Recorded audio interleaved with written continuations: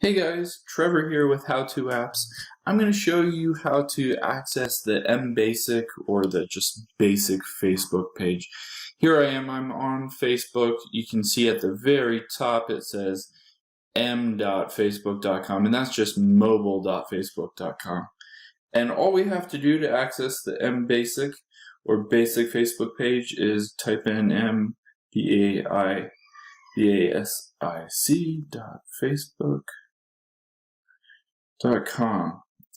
And what MBasic on Facebook or Basic does is it allows us to access the very kind of simplistic version of Facebook.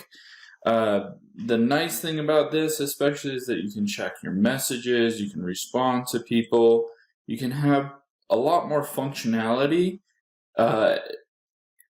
Meanwhile, basically you use less data and you're able to access this page. It's really good for if you want to respond to messages without using Messenger, or if you just want to access Facebook if you have not great internet connection. So this is a lot slimmer and will be basically, faster if you're in a remote area.